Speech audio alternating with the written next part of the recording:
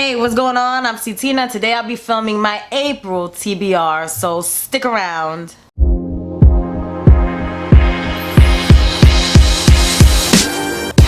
So today I'll be doing my April TBR and I'm really excited about this one. I already started one of them, so I'll be finishing it in April, so I'm counting that as part of my TBR as well. I'm really hoping that these stack of books are books that I really don't DNF, because I'm a serial DNFer, and I'm honestly tired of DNFing books, and I really want to get into books that I enjoy, that I can be enwrapped in, and I can be a part of that world. So I got a bunch of books here, and I gotta tell you, this is an ambitious TBR for me because I'm a slow reader. So how I'm gonna get through all of these books, I don't know. Maybe I'll do a little bit of audio, or maybe I'll just read some on my Kindle, because I notice I read books on Kindle a lot faster.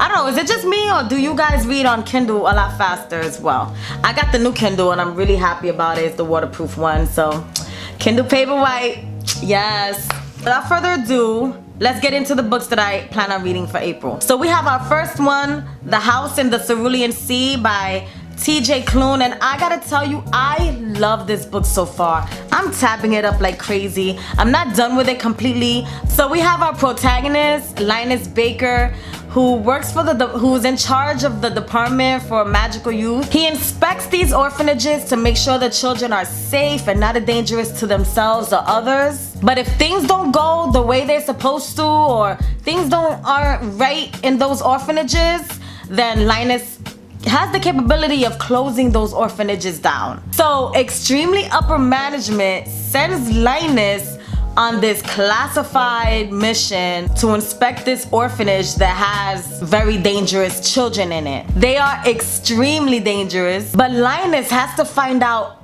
how dangerous these kids actually are.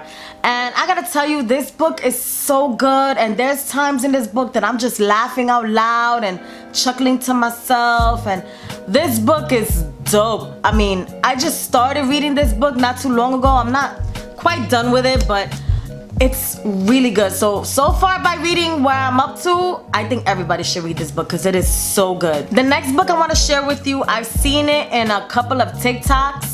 Not many, but it was enough to intrigue me and kind of gaze my curiosity a little bit. So the book is called Writers and Lovers by Lily King. Our protagonist, Casey, just got out of a bad relationship, and she unexpectedly, her mother passed away. So, I mean, thinking about her mindset, I'm thinking, okay, she's in a rut, like she's messed up right now. She just got out of a relationship, her mother just died. She's not in the best place right now. So in the book, she moves, without a plan. She just plans on, just living her life in a creative fashion. I love creativity in other people, so to see how Casey expresses her creativity is gonna be something that I really want to see, especially with what she went through and what she's going through mentally. How are you gonna express your creativity through, from that? So I don't know, it sounded really intriguing to me. It sounded, really heartwarming or heart-wrenching. And I saw the blurbs, and the blurbs say that, it's a book that they couldn't put down, and comic and compassionate. So things like that, that really intrigued me. So I figured I'd give this book a shot. The next book I chose has been on BookTube for a while. It's kind of old, I'm not even gonna lie, but it's called Well Met by Jen DeLuca, and I hear really, really good things about it. Our protagonist, Emily, gets kind of roped into helping her sister and volunteering for this Renaissance festival, Renaissance fair. And there's this guy there, his name is Simon, and Simon is all about business, all about, the fair being top notch and going the way it's supposed to be. But when Simon gets out and it's actually the day of the fair, he's really flirty with Emily, so she really has to find out, is he being flirty because of his costume and because he's playing a role, or is he really like into her? So this book sounded so cute and so interesting, and I really wanted to read it. I'm in the mood for a good romance, and I could always use a good romance. So I'm really excited for Well Met. If you've read Well Met before, please comment down below. Let me know how you liked it. The next book I want to share with you is a book that I read back in the 90s or early 2000s, and it's kind of a classic. It's kind of a hood classic, I think, and it's called The Coldest Winter Ever. I haven't read this book in a long time, in years, but I remember a lot of drama and a lot of crazy exciting things happened. I remember it being such a page turner. We have Winter, who's confident and street smart. Her father was a drug dealer and her mother pretty much is just a housewife, you know. And I remember a lot of drama and stuff going on in this book. It was really a page turner. So many things happened in this book. I can't remember exactly because I have read it a long time ago.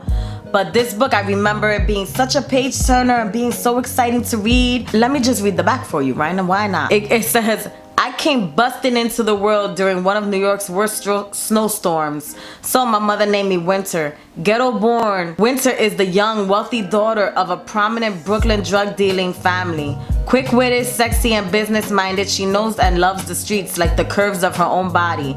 But when a cold winter blows her life in a direction she doesn't want to go, her street smarts and seductive skills are put to the test of a lifetime.